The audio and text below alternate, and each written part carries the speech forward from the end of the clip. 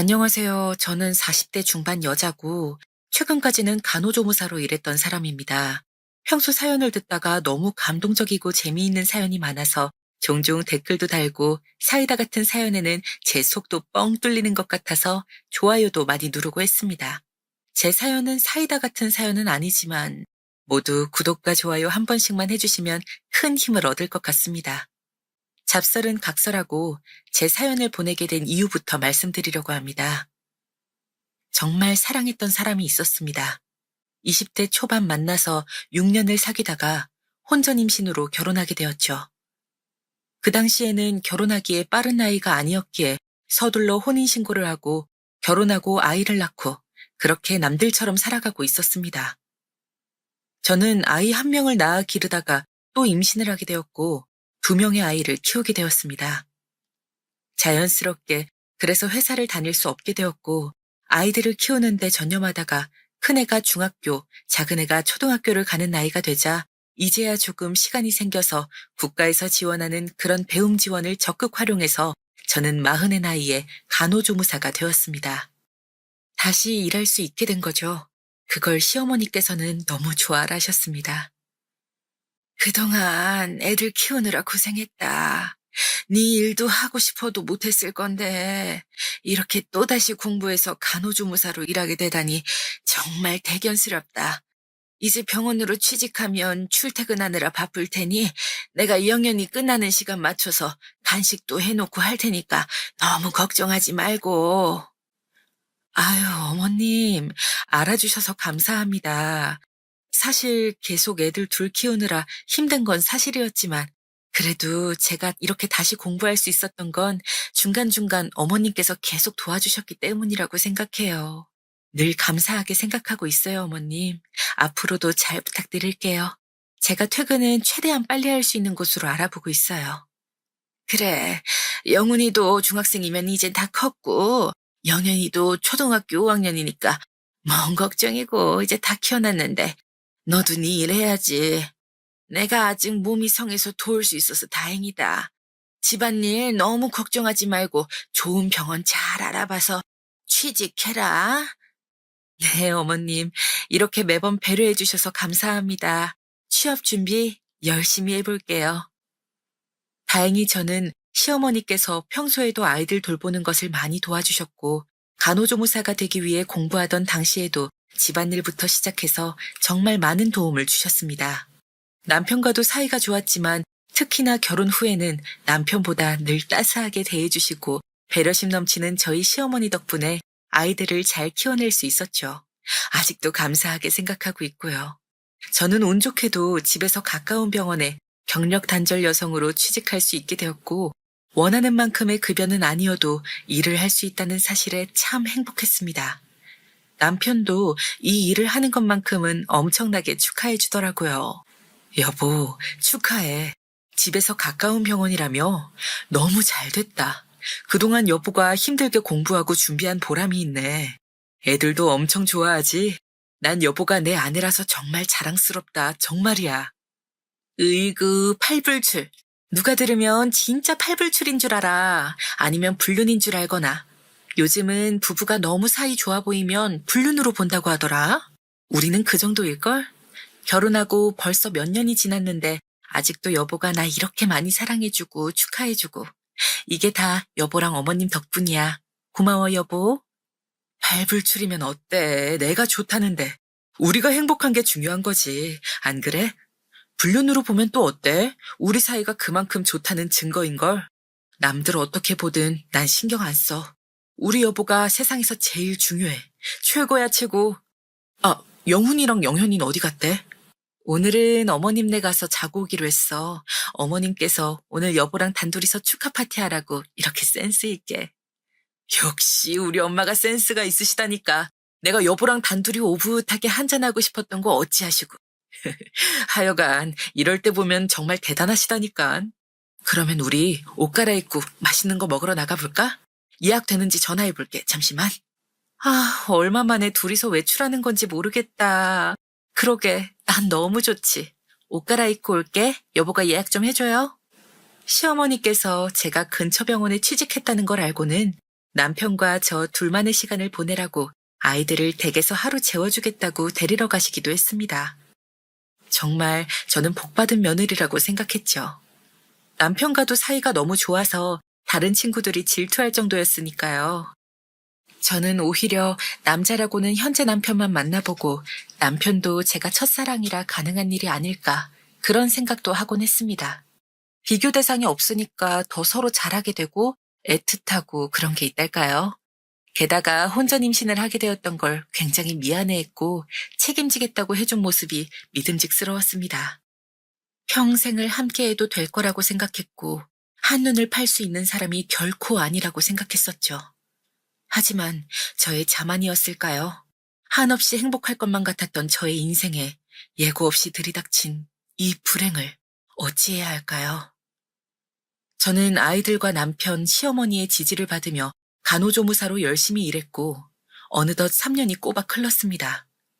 일을 하면서 어려운 것도 많았지만 환자들을 돌보고 안내하고 아픈 곳을 고쳐주는 일은 저의 적성에 딱 맞는 일이더라고요. 제가 환자분들에게 치료를 해주었다는 사실에 대한 보람도 있었고요. 출근하고 퇴근할 때까지 눈코 뜰 새 없이 바쁘게 흘러가지만 즐겁게 일했던 것 같습니다. 그렇게 일하고 나면 너무 피곤해서 녹초가 되었죠. 녹초가 되어 집으로 돌아가도 사랑하는 남편과 아이들이 있어서 행복했습니다. 물론 일을 다시 시작하고 나서는 남편과의 관계가 조금 뜸해지기는 했습니다. 남편도 회사에서 일이 더 많아서 피곤해진 것이 이유라고 생각했고, 저 또한 병원에서 시달리다가 돌아오고 나니 피곤했기 때문이라고 생각하고 별 대수롭지 않게 넘어가곤 했습니다. 그런데 제가 너무 남편을 맹신했던 걸까요? 남편은 이런 저를 두고 바람을 폈더라고요. 동료 간호쌤이 말해주지 않았다면 몰랐겠지만 알아서 천만다행이라고 생각했습니다. 속이 뒤집어지고 하늘이 까매지는 기분이 바로 이런 기분이었다는 것을 처음 느껴보았습니다. 남편이 다른 여자와 팔짱 끼고 술 마시고 모텔로 들어가는 걸 제 동료 간호쌤이 봐버렸다는 건 우연이 아니겠지요. 처음 듣고서는 정신 나간 사람처럼 그럴 리 없다고 잘못 보신 거 아니냐고 호통을 치다가 이내 진짜냐고 흐느끼다가 동료 간호쌤이 혹시 몰라서 찍어왔다면서 몰래 찍은 남편의 사진을 보여주니 아니라고 부정할 수가 없더군요. 틀림없는 제 남편이었습니다. 귀에서 삐소리가 나는 것 같이 머리가 어지럽고 시야가 흐려지더라고요. 뿌옇게 차오르는 것은 뜨거운 눈물이었습니다. 배신감과 처절한 좌절감에서 나오는 눈물이었죠. 저는 당장 남편의 얼굴을 볼 자신이 없었습니다. 그렇다고 갈 곳도 없었죠. 그러다가 조퇴를 하고 하염없이 근처 공원을 걷고 또 걸었습니다. 그러다가 더 걸을 힘이 없어서 주저앉았죠. 그러다 떠오르는 건 시어머님이었습니다. 당장 퇴근 후 남편의 얼굴을 볼 자신이 없어서 시어머님 댁으로 택시를 타고 갔습니다. 시어머니를 뵙자마자 다시 멈췄던 눈물이 흐르더라고요. 어머님, 이렇게 갑자기 찾아뵙게 돼서 정말 죄송해요. 제가 어머님 말고 갈 데가 없어서 그랬어요. 어머님, 저 이제 어떡해요? 아가, 알아듣기 쉽게 이야기해봐라. 무슨 일 있는 거야? 왜 다짜고짜 울고 그러니, 사람 불안하게. 어머님, 평생 안 그럴 것 같던 그 사람이, 글쎄, 저 몰래 다른 여자를 만나고 있더라고요. 저 이제 어떻게 살죠? 앞으로 그 사람 얼굴 어떻게 봐요? 애들 키울 자신도 없어요, 어머님. 저 너무 막막해요. 숨이 잘 안 쉬어지는 것 같아요. 아휴, 벌써 알게 된 거구나. 미안하다. 내가 면목이었구나. 알아도 말을 할 수가 없었어. 정말 미안하구나. 내가 죄인이다. 죄인이야. 그게 무슨 소리세요? 어머님께서 이미 알고 계셨다니요. 미안하다. 나도 내 자식이라 팔은 안으로 굳는다고 그저 들키지 않기만 바래왔구나. 그러면 안 되는 거였는데 정말 미안하구나. 내가 아무리 기범이에게 말을 해도 이미 홀려버린 걸, 마음이 떠난 걸 붙잡을 수는 없더구나. 진작 정리하라고 했는데 뜻대로 되질 않았어. 어머님, 저한테 어떻게 이러실 수가 있으세요? 얼마나 된 거예요? 그러면 알게 되셨으면 저한테 말씀을 해주셨어야죠. 저는 이제 앞으로 어떻게 살라고요? 애가 알기론 한 6개월이 된 것 같다. 미안하다. 저는 6개월이나 되었다는 말에 실성을 하고 시어머니께 간다는 말도 없이 뛰쳐나와 택시를 타고 집으로 돌아왔습니다. 그리고 집 앞 카페에서 눈물을 훔치며 아이들은 일단 모르게 해야겠다는 생각을 했죠. 갑자기 시어머니의 마음이 조금은 이해가 갈 것 같다가도 그래도 저에게 그동안 알고도 속였다는 생각에 너무 화가 나더라고요. 그렇지만 겨우 다시 이성을 찾고 아이들을 할머니 댁에 오늘만 가 있으라고 이야기를 했죠. 급하게 집에 일이 생겨서 할머니 댁에 가 있으라고 그렇게 대충 둘러대고 저는 남편이 오기만을 이를 갈고 기다렸습니다.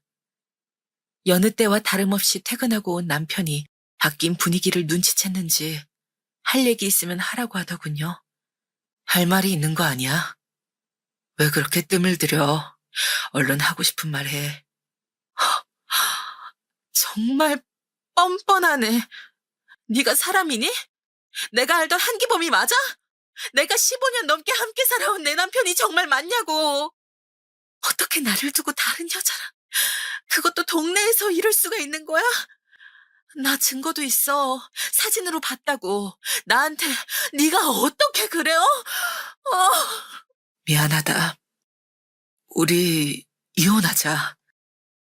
안 그래도 이야기하려고 했었어. 당신이 벌써 먼저 알아버렸네. 나 그 여자 사랑해. 우리가 그동안 너무 애들 키우는 데만 집중하면서 정작 우리 둘의 사이가 멀어지고 있었다는 건 너무 늦게 깨달은 것 같아. 그 여자는 내 멈춰있던 심장을 다시 뛰게 해준 사람이야. 난 그 여자를 책임지고 싶어.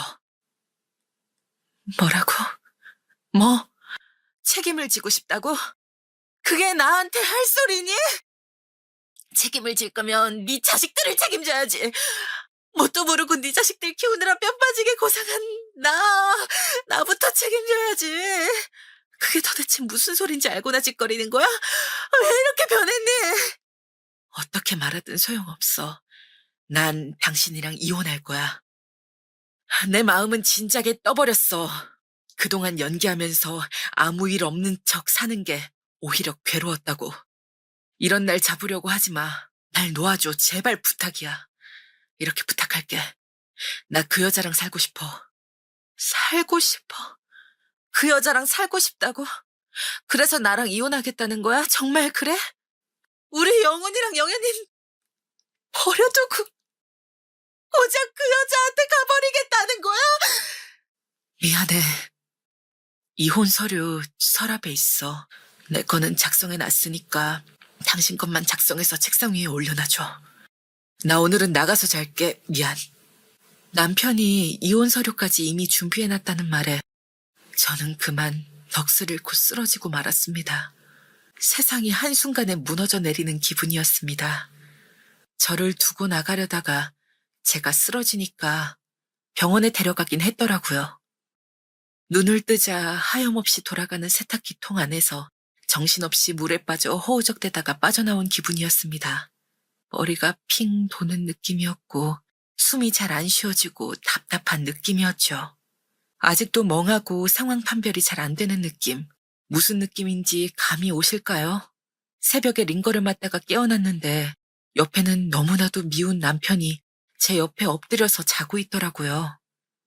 당장이라도 남편의 머리를 쥐어뜯고 대머리로 만들고 싶었지만 그럴 힘이 제게 남아있지 않더라고요. 남편은 제가 퇴원을 하자마자 짐을 싸서 우리가 함께 살던 집을 완전히 나가버렸습니다. 눈으로 보고도 믿기지 않을 일이 일어났고 저는 순식간에 혼자가 되었습니다. 갑자기 아빠 없이 살아가게 될 아이들에게 미안한 마음이 들더라고요. 남편이 바람난 게 제가 그동안 직장에 적응하고 열심히 사느라 남편에게 무심해서 그런 게 아닐까 생각하면서 저 스스로를 자책하게 되기도 했습니다. 여러 가지 감정과 혼란스러움이 저를 괴롭혀 왔습니다. 남편의 불륜 사실을 알게 된 것은 너무나 큰 충격이었고 신뢰와 안정감이 완전히 흔들린 상황이었죠.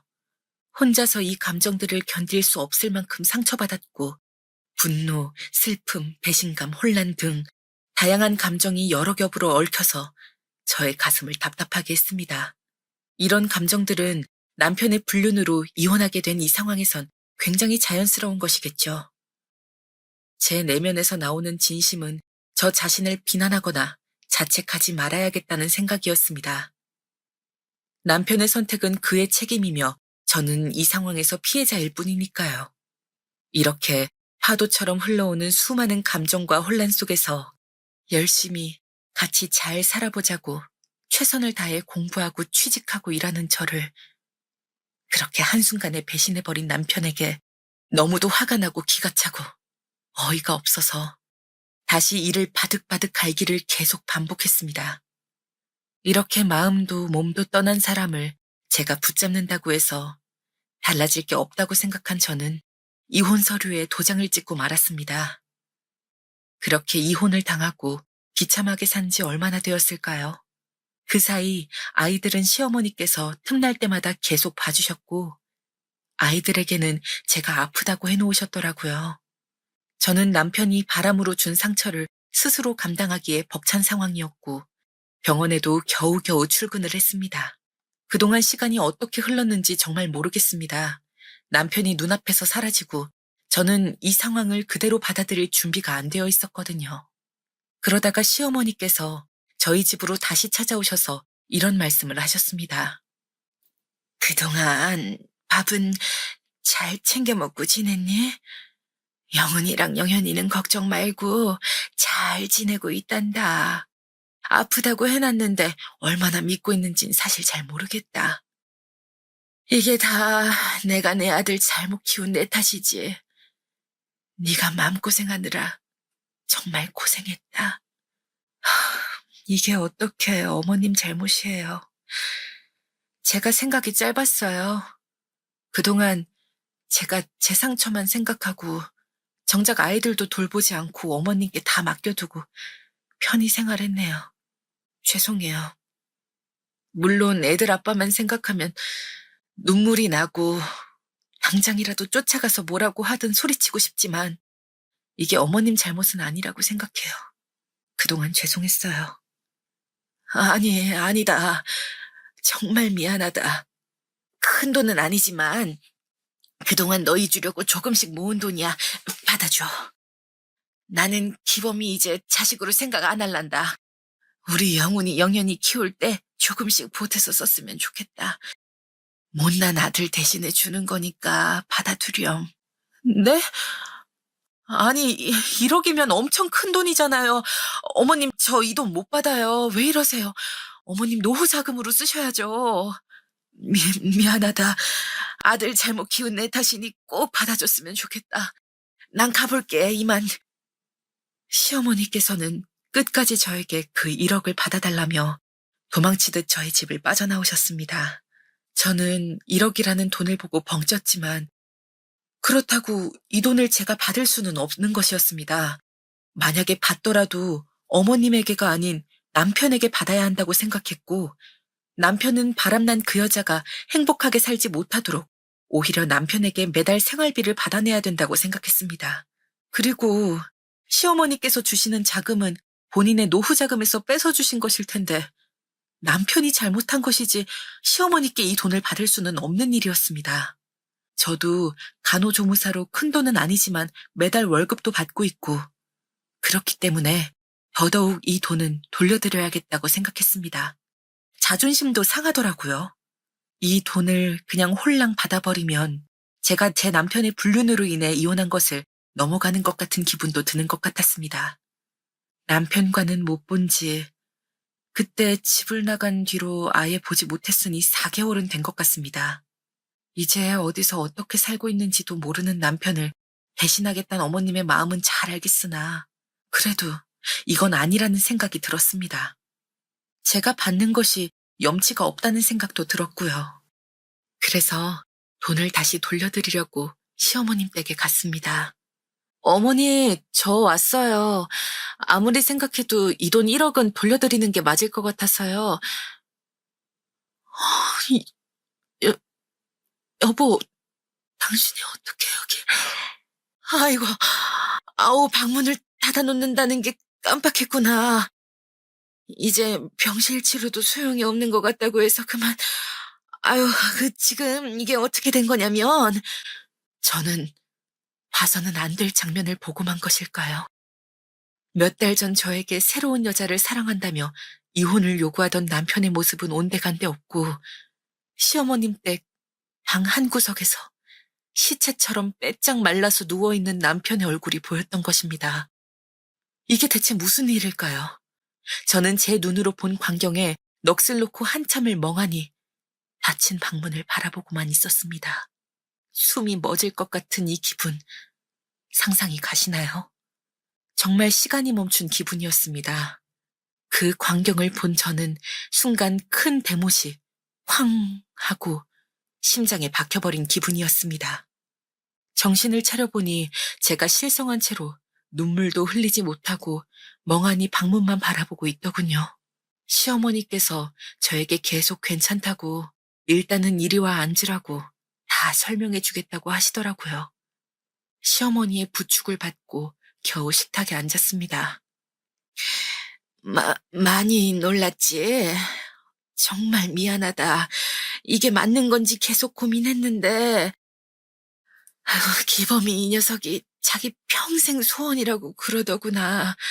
대장암 말기라서 이미 알았을 땐 손을 쓸 수 없는 상황이었단다. 너한테 큰 짐을 지고 가는 마당에 이대로 슬퍼하게 놔둘 수는 없다면서 차라리 미워하게 해주고 싶다더라. 자기 같은 사람은 잊어버리게 나보고 도와달라고 하더라.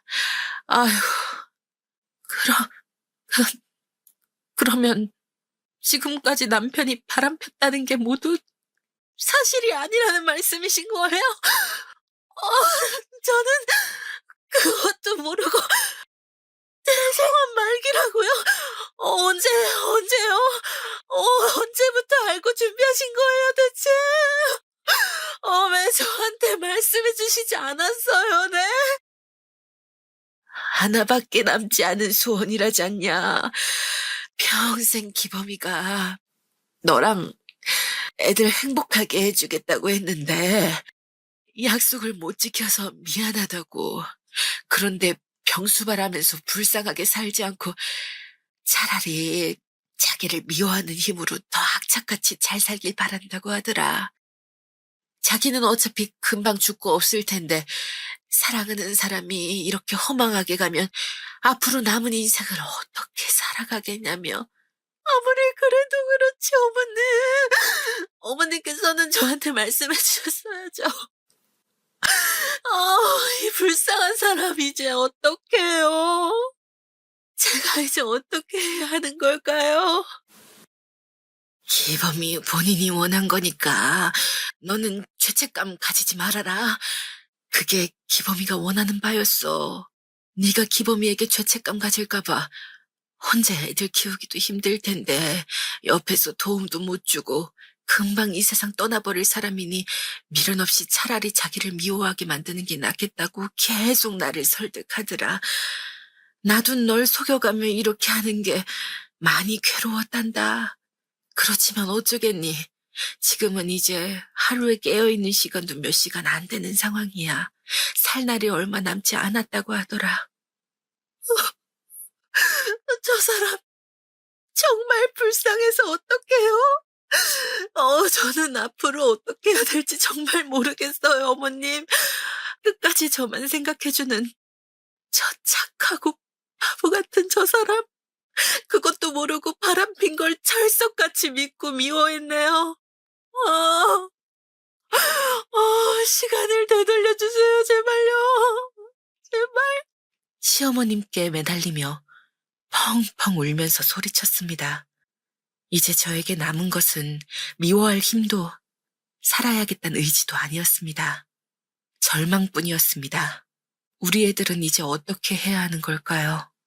그때 남편이 바람핀 걸 인정하고 집을 나서던 날, 한 번이라도 이게 사실일 리 없다고 거짓말하지 말라고 했다면 어땠을까요?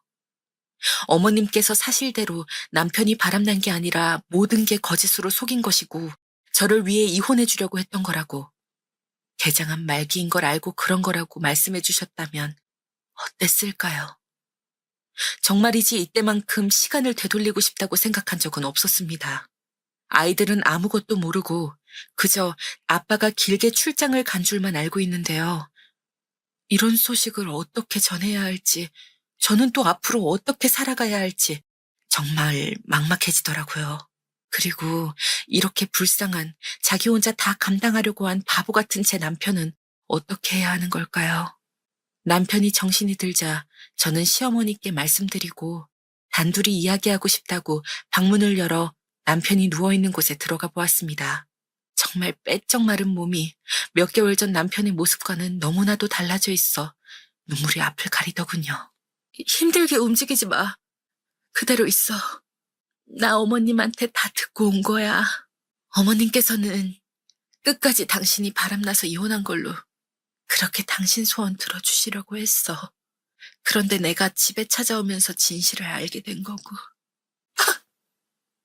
정말 죽을 때까지 나 속이려고 했니? 그런 거야? 나한테 어떻게 이럴 수가 있어? 너한테 난 그 정도밖에 안 되는 사람이었어? 정말 미안하다. 널 볼 면목이 없어. 내가 너한테 더 큰 짐으로 남기보다는 상처 하나로 나를 미워하게 하는 게, 그게 너한테 앞으로 살아갈 때 죄책감 없이 잘 살아갈 수 있는 길이 될 거라고 생각했어. 내가 죽으면 보험금이 나올 테니까 그걸로 아이들이랑 적어도 돈 걱정 없이 살 수 있을 테니까. 그래서 오히려 다행이란 생각도 했고. 정말 끝까지 이렇게 우리 생각만 하다가 가려고 그러는 거야? 이 바보야? 이런다고 나랑 애들이 행복할 것 같아? 중간에서 어머님은 거짓말 하시느라 얼마나 마음이 찢어지고 힘드셨을 거야. 나한테 여보랑 함께할 얼마 안 남은 귀중한 시간을 이렇게 속절없이 흘려가 버리게 하면 어떡해? 우리 애들도 아빠가 지금 어떤 상태인지 알고 받아들일 시간은 줘야지. 왜 그렇게 이기적이야, 사람이? 미안해. 난 이렇게 사라지는 게 여러모로 당신이나 애들한테 좋을 거라고 생각했어. 그냥 지금 내 모습은 잊어줘. 차라리 날 미워하고 증오해. 그 편이 낫지. 마음 약한 당신이 내 병수 바라면서 힘겨워할 거 생각하니까 정말 당장 딱 죽고 싶더라. 그래서 결심했었어.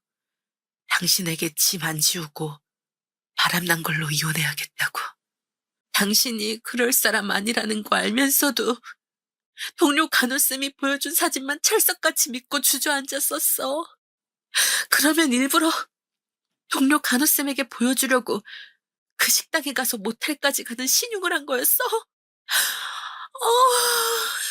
정말 이렇게까지 숨겨서 당신한테 남는 게 대체 뭐야?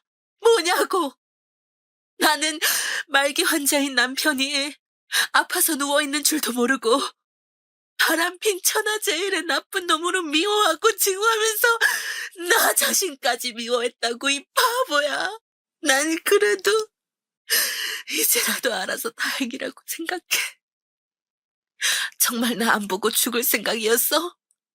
나 안 보고 싶었냐고! 보고 싶었어. 사랑했던 당신이랑 계속 함께 하고 싶었어. 바라만 봐도 눈물 날 것 같아서 집을 그대로 나온 거였어.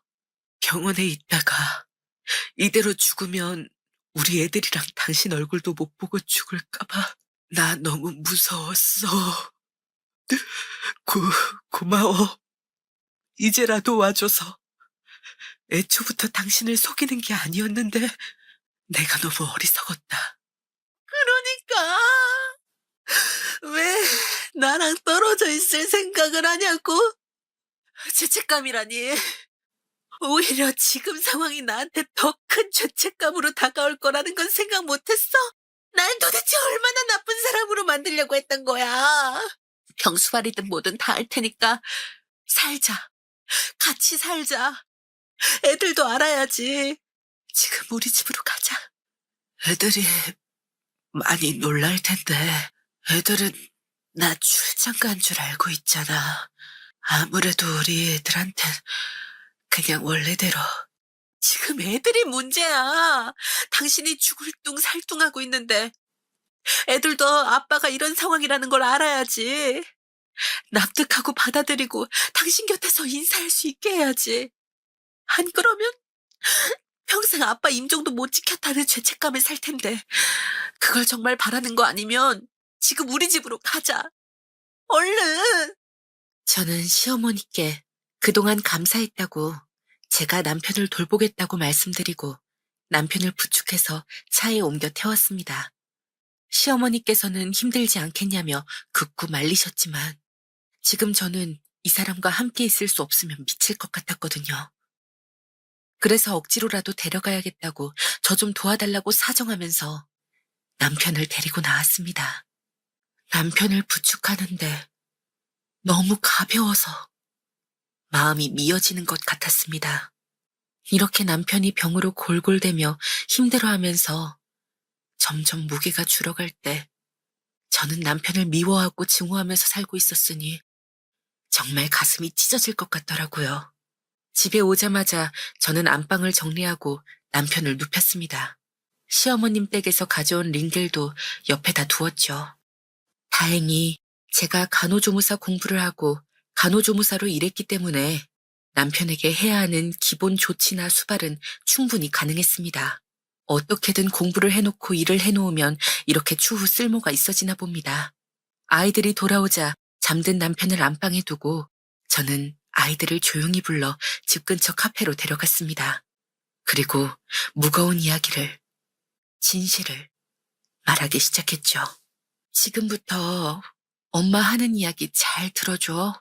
아빠가 출장에서 돌아오셨어. 정말 길고 긴 출장이었지. 몇 개월 되었더라 벌써. 그런데 엄마도 오늘이 돼서야 알았는데 아빠가 많이 아프셔. 대장암 말기여서 이제 살 날이 얼마 남지 않은 상태야. 그동안 우리가 아빠 때문에 슬퍼하고 힘들어할까봐 아빠는 아빠 혼자 이걸 감당하려고 하셨었어. 너무 늦게 알려줘서 미안하고 엄마는 그래서 아빠를 집으로 데려온 거야. 몸이 아파서 깨어있는 시간이 몇 시간 안 돼. 깨어나면 곧 얼굴 보게 해줄게. 아빠가 아파서 많이 말라있을 텐데 아파서 그런 거니까 너무 놀라지 말고. 그게 정말이에요? 아빠가 출장을 가신 게 아니라 아프셨던 거라고요? 그것도 대장암 말기.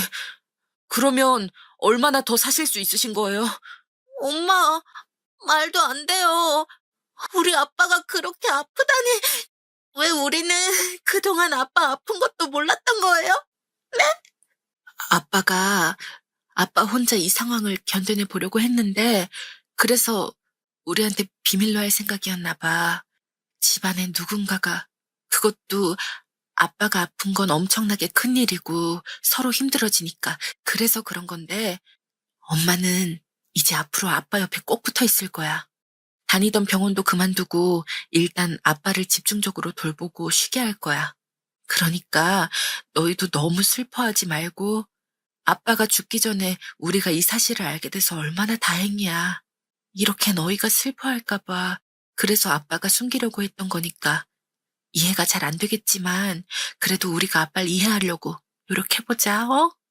이렇게 말하면서도 남편이 아프다는 게, 말기 환자라는 게 아직도 믿기지가 않고 현실로 다가오질 않았습니다. 저도 그런데 애들은 오죽할까요? 그래서 눈물이 났습니다. 저와 아이들은 그 자리에서 서로 부둥켜 안고 한참을 울었습니다. 카페 사장님께서 지켜보시다가 휴지를 2박스 더 가져다 주시더라고요. 그렇게 한참을 울고 나니 1분 1초라도 빨리 남편에게 가봐야겠다는 생각을 했습니다. 아이들에게 아빠 보러 갈 준비가 되었냐고 묻자 아빠를 보는데 무슨 준비가 필요하냐며 아빠가 너무 보고 싶다고 얼른 가자고 하더라고요. 그렇게 집에 돌아와 안방문을 열어보니 남편이 새근새근 아기처럼 자고 있더라고요. 너무 빼빼 말라서 안쓰럽고 가냘픈 숨을 겨우 새근새근 몰아쉬면서 너무나 약한 아기처럼 그렇게요. 저는 아이들에게 남편이 일어나면 인사할 수 있게 하겠다면서 너무나 아파 보이는 빼빼 말라버린 아빠를 보고 금방이라도 눈물이 터질 것 같은 아들과 딸을 안방 밖으로 데리고 나왔습니다. 엄마, 아빠가 정말 많이 마르셨어요. 너무 속상해요. 왜 우리 아빠한테 이런 일이 생긴 거죠? 아빠가 너무 불쌍해. 우리 아빠 불쌍해서 어떡해, 엄마. 아빠 일어나셔도 이렇게 울음바다로 만들 거야? 아빠가 보고 싶은 건 너희 웃는 모습일 텐데. 아빠한테 힘을 드려야지. 이렇게 슬퍼하는 모습 보이면 아빠 마음이 얼마나 아프시겠어. 우리 아까 카페에서 다짐한 대로 아빠가 떠날 때까지 행복한 시간들, 추억들 많이 만들어드리자. 할 수 있지? 영훈이. 그렇게 아이들을 다독이고 마침 남편이 깨어나서 남편에게 아이들을 보여주었습니다. 아니나 다를까 눈물바다가 되는 건 말릴 수 없더군요. 남편은 연신 보고 싶었어, 사랑한다. 아주 많이를 겨우 외치고 아이들은 아빠 너무 보고 싶었다며 부둥켜 안고 내 식구가 또 한 번 울었습니다. 주말에는 아이들과 함께 다 같이 저수지에 가서 사진도 찍고 좋은 추억을 남기기로 했습니다. 저는 다니던 병원에 사직서를 내면서 사정을 말씀드렸습니다.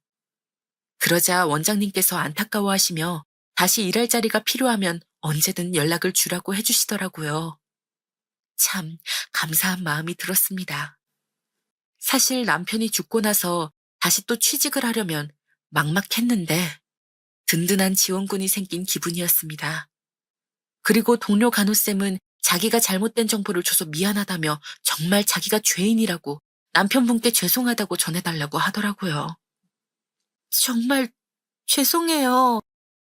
제가 조금 더 제대로 알아봤어야 하는데 눈앞에 펼쳐진 상황이 딱 그 상황이라 선생님 남편분이 그렇게 하시니까 저는 알려야겠다는 생각에 그렇게 한 거였는데 차라리 제가 몰랐으면 못 봤으면 어땠을까 싶네요.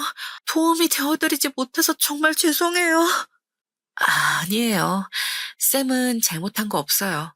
제 남편이 일부러 그렇게 속이려고 연기한 걸 저도 속아 넘어갔는데 쌤이 어떻게 이게 진실이 아니라고 생각할 수 있었겠어요. 저는 남편에게 얼마 남지 않은 이 시간 동안 정말 어떻게든 좋은 추억을 많이 만들어주고 싶어요. 그것만이 제가 할 수 있는 제 남편을 위한 유일한 길이라고 생각하니까요. 아이들이랑 많이 시간 보내고 제가 남편 곁에 꼭 붙어 있고 그러려고요. 죄책감 가지지 마세요. 죄송해요. 정말로 남편분 너무 아파하지 않으시고 같이 좋은 추억 많이 만들 수 있었으면 좋겠어요. 진심으로 간절히 기도할게요. 고마워요, 쌤. 다음에 또 같이 일하게 될 때까지 잘 있어요.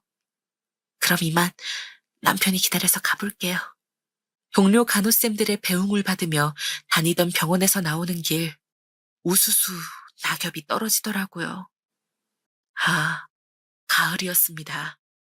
차디찬 바람이 불면서 이 낙엽이 떨어지는 것을 보니 마치 덧없이 사라지는 우리네 인생 같다는 생각이 들더라고요.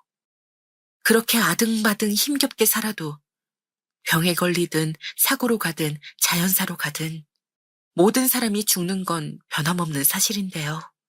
다만 남편에게 그 죽음이 빠르게 찾아온 것이고 아파서 죽는 것이라 더욱 고통스럽지만 그래도 지금은 살아서 우리 곁에 숨쉬고 있다는 건 역시 변함없는 사실이었습니다. 그래서 지금 이 순간 힘을 내서 살아가야겠다는 생각을 했습니다.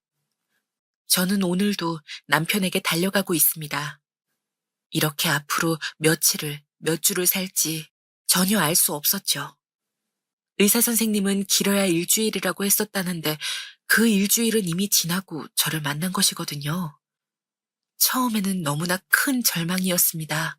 하지만 곧 세상에서 없어져 버릴지도 모른다는 불안감에서 이제는 하루하루가 1분 1초가 소중하다는 것에 초점을 맞춰서 살아가고 있습니다. 여러분께서는 혹시 주변에 암이 걸려 힘들어하는 분이나 암에 걸린 분의 가족분들이 계시나요? 그렇다면 그분들은 너무나 힘들고 매우 어렵고 고통스러울 것입니다. 가족분들도 당연히 저처럼 충격과 슬픔에 휩싸일 것이고요. 가족 중 누군가가 아프면, 게다가 암이라고 하면 정말 상실감과 불안감이 이루 말로 할 수 없습니다. 미래를 함께 계획하고 꿈꿀 수 없을 때 사람은 정말 빠르게 망가질 수 있더군요. 무력감과 절망감이 무엇인지 정말 뼈저리게 느낄 수 있었습니다. 남편의 건강이 점점 악화되는 것을 지켜보기만 해야 할 때 정말 울고 싶지만 마음 아파할까봐 숨어서 눈물을 삼키게 될 때, 그리고 미래의 불확실성에 직면할 때 어떻게 할 수 있는지를 깊이 고민하게 되더라고요. 그럴 때일수록 제 힘으로 모든 것을 해결하고 싶다는 생각이 드는 동시에 현실에 직면하여 어쩔 수 없는 상황임을 깨닫게 되더라고요. 남편이 이렇게 된 것을 알고 남편이 바람을 펴서 불륜으로 이혼을 했을 때보다는 더욱더 참 많은 감정들과 대면하게 되었습니다. 슬픔, 분노, 혼란, 두려움 등 다양한 감정들이 저를 뒤섞이게 만들었습니다. 아이들에 대한 부담은 시어머니께서 계속 도와주실 것을 알기에 어느 정도는 마음이 놓였지만 그렇다고 부담이 완전히 사라지는 것은 아니었습니다. 저는 남편을 돌보고 더 이상 악화되지 않도록 하는 데에 모든 관심을 쏟고 있었습니다. 그러면서 동시에 제 감정과 건강을 돌봐야 하는데 그러지 못했습니다. 이러한 부담은 제게 심리적, 정서적, 그리고 신체적인 스트레스를 주더라고요. 힘들고 복잡한 이런 마음이 계속되지만 그래도 아이들 생각해서 열심히 살아가야겠죠? 여러분들께서 저라면 어떻게 하실 건가요? 하루하루가 다르게 메말라가는 남편을 보며 저는 절망 속에 빠지지 않으려고 매일 발버둥을 치고 있습니다. 위로와 응원의 한마디라도 댓글로 적어주시면 정말 큰 힘이 될 것 같습니다. 얼마 전 제 친구가 마지막 잎새라는 책을 선물해 주었습니다. 1905년에 나온 작품이더군요. 100년이 훌쩍 넘게 지나도 여전히 저에게 와닿아 마음을 울리더라고요. 여러분께서는 이 책을 읽어본 적이 혹시 있으신가요? 저는 들어본 적은 있지만 읽어본 적이 없어 내용을 알지 못했거든요. 그래서 남편이 잠든 사이 조금씩 읽기 시작했습니다. 마지막 잎새는 저를 치유해주는 느낌이 들었습니다. 미국 뉴욕의 워싱턴 광장 주택가에 저가의 방세로 가난한 화가들이 모여 사는 화가촌에서 마지막 잎새 이야기는 시작됩니다. 어느 날 겨울 유행성 폐렴이 동네에 돌게 되고 젊은 화가인 주인공은 병에 걸려 몸져 눕게 되었습니다. 항상 주인공을 곁에서 돌봐주고 지켜주는 친구인 화가 친구의 간호를 받아요. 이 화가 친구가 마치 저인 것 같더라고요. 어느 날 주인공은 침대 옆 창문에 보이는 담쟁이 덩굴을 하염없이 바라보며 한없이 나뭇잎의 개수를 세웠습니다. 그러면서 저 잎이 다 떨어질 때면 자신도 이 세상에 없을 거라고 되뇌이죠. 이 모습을 지켜보면 주인공의 친구는 마음을 아파합니다. 때로는 이렇게 자신의 진짜 병보다 마음속에 드는 생각, 우울함, 무기력함이 환자를 더 쇠약하게 만드는 것 같습니다. 주인공의 친구는 그림을 그리기 위해 만난 아랫집의 나이든 화가에게 주인공의 마음을 이야기하며 함께 걱정합니다. 그러다가 진지하게 창가에 앉아 고민하다가 갑자기 알 수 없는 기쁨으로 얼굴이 환해집니다. 며칠 동안 거센 비바람이 불었고 당연히 잎은 다 떨어졌을 거라고 생각하고 주인공은 창문을 엽니다. 하지만 단 하나의 마지막 잎새는 꿋꿋하게 매달려 있었지요. 그것을 보고 주인공은 힘을 내려고 노력을 했습니다. 하지만 다음 날 아랫집의 나이든 화가 아저씨가 급성 폐렴 때문에 돌아가셨다는 소식을 듣게 됩니다. 주인공의 친구는 이야기합니다. 비바람이 몰아치는 깊은 밤, 아랫집 화가 아저씨가 비를 맞아 몸져 누우셨음을 말이죠. 아랫집 화가 아저씨는 평생 한 폭의 걸작을 남기고 싶다고 하셨는데 결국은 완성하셨다고 하더라고요. 그 작품은 바로 담장의 마지막 잎새였습니다. 젊은 주인공을 위해서 아랫집의 늙은 화가 아저씨는 비바람이 불고 어두운 그날 밤 폐렴이 돌고 있는 위험한 시기에 진짜 같았던 마지막 잎새를 그려낸 것입니다.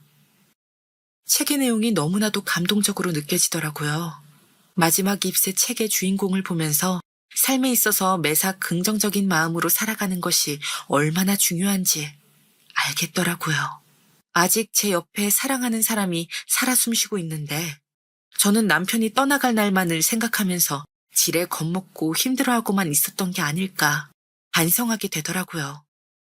또 주인공을 사랑하는 주인공의 친구의 모습에서 지극정성으로 간호하는 헌신의 아름다움까지 느껴지더라고요. 그리고 아랫집 화가 아저씨를 보면서 자신의 몸을 아끼지 않고 걸작을 남기고 후배 화가를 위해 희생을 하는 그 숭고한 정신도 저를 다시 정신 차리게 했습니다. 그래서 저는 오늘도 남편의 말라가는 몸을 보며 아직 살아있다. 그래서 남편과 함께하고 있고 남편이 아프기 전엔 함께했던 시간이 지금에 비하면 정말 적었었는데 이렇게 함께하는 시간이 늘어났다는 것에 또 긍정적으로 바라보며 살아가려고 노력하고 있습니다.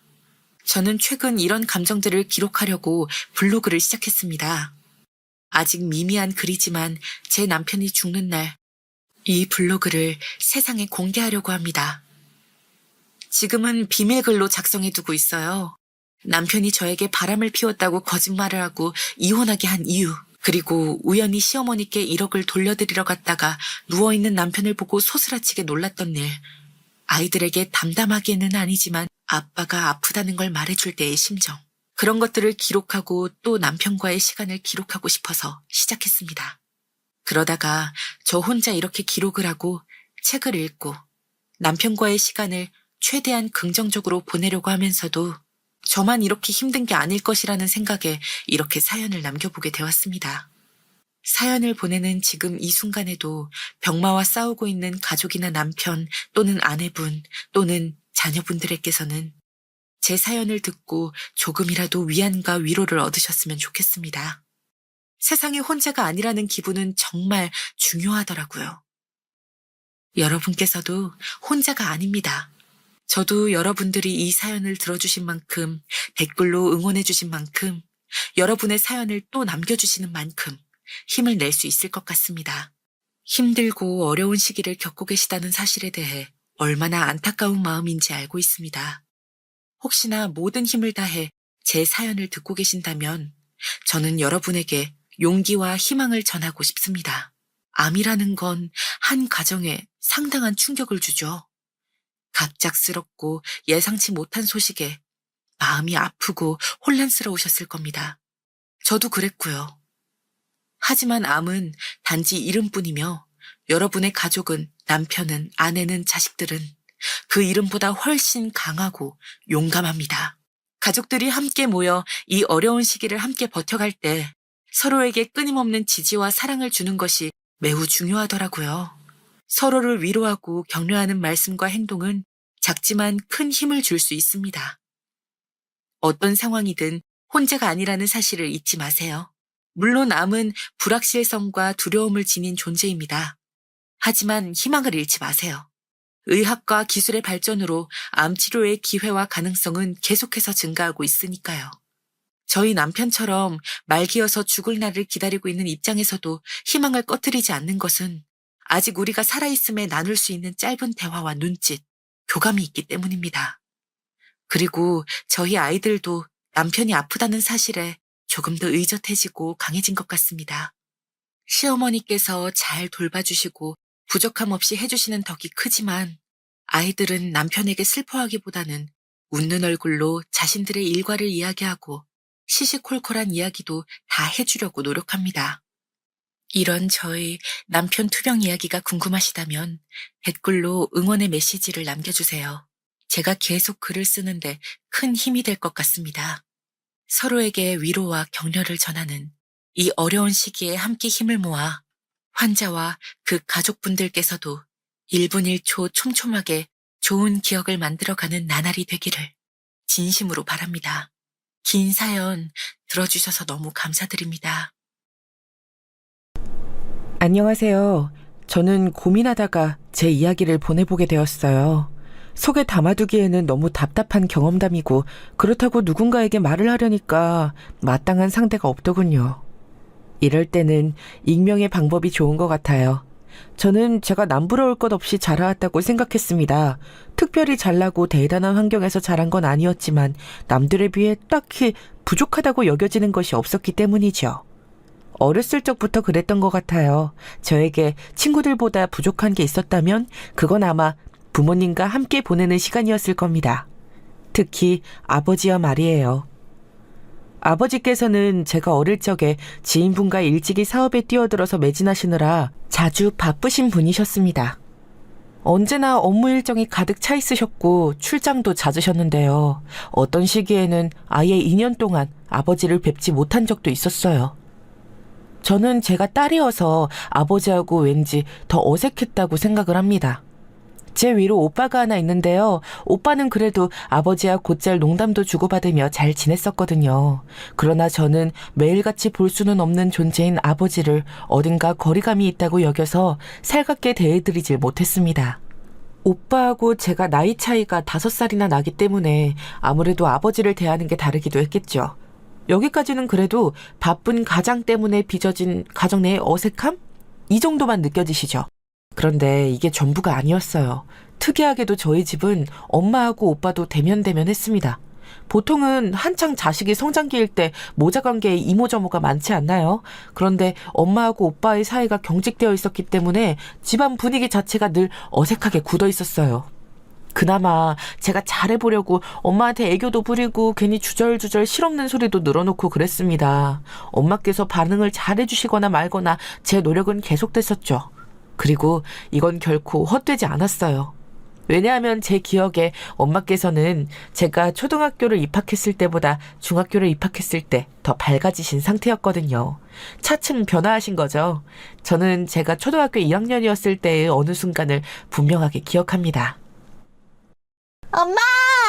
나 오늘 학교에서 받아쓰기 시험 100점 맞았어요. 우리 반에서 100점 맞은 사람 딱 3명인데 그 중에 하나가 나예요. 진짜 잘했죠? 선생님이 칭찬 스티커도 붙여주셨어요. 이것 보세요. 그래. 잘했네. 축하해. 엄마, 이거 100점 맞아온 시험지인데 혹시 안 보세요? 여기 보시면 어려운 문장 받아쓰기도 다 맞췄어요.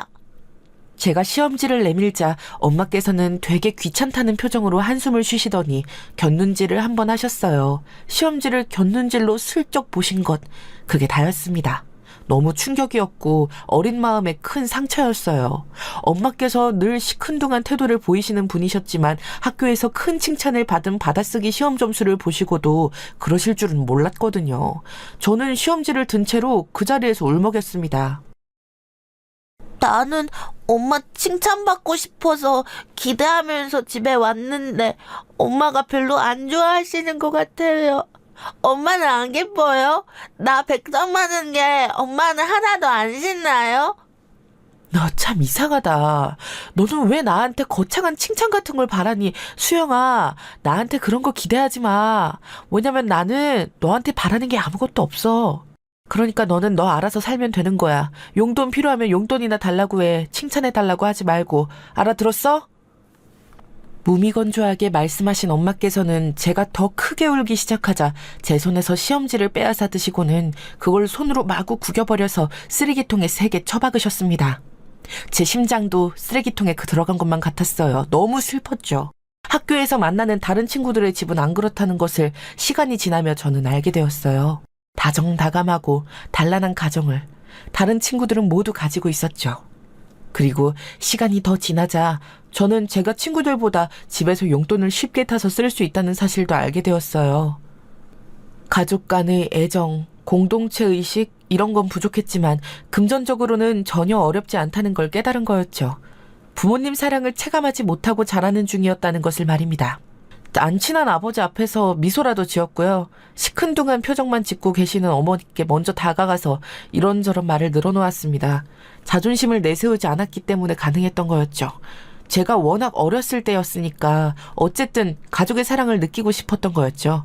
가족 구성원 중에 어쨌거나 제가 가장 다가갈 수 있는 사람은 엄마였기에 저는 포기하지 않고 먼저 다가갔습니다.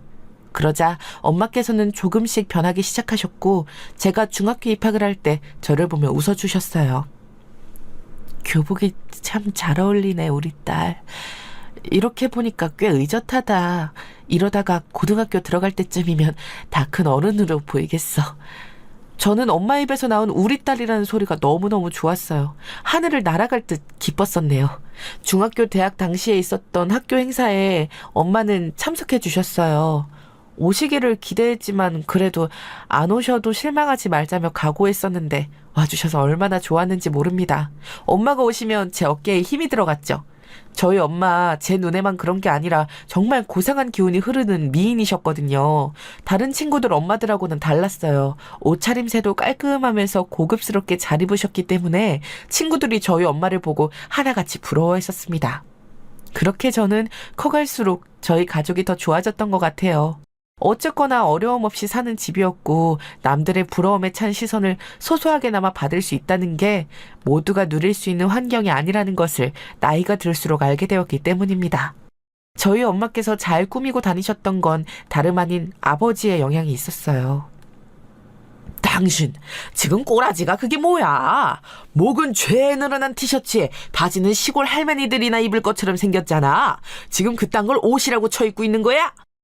늘어난 게 아니라 이 티셔츠는 원래 이런 디자인이에요. 그리고 바지는 이런 게 편한 것 같아서 한번 입어봤어요. 집에서도 편한 게 아무래도 좋으니까요. 집안 기강이 해이해질 대로 해이해졌구만. 그딴 태평한 소리가 아가리에서 나올 생각이 들어? 내가 당신 고작 이런 꼬라지나 하고 있으라고 돈 벌어다 주는 줄 알아?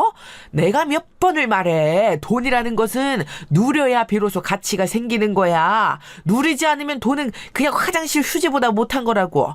당신 얼른 가서 그딴 옷 같지도 않은 바지는 가져다 버리고 그럴싸한 치마라도 찾아서 갈아입어. 알았어요. 이따 씻고 나오면서 옷 갈아입을게요. 그러면 되잖아요. 있다? 지금 있다라고 했어? 당신 내 말이 우스워? 내가 우습게 보여? 왜 사람이 좋은 말로 하면 귓근육으로 안 들어 처먹지? 왜 꼭 사람을 나쁜 소리 하게 만드냐 이 말이야. 나 진짜 나쁘게 굴고 싶지 않으니까 나긋나긋하게 말로 해줄 때 당장 일어나서 옷 갈아입어. 지금 당장!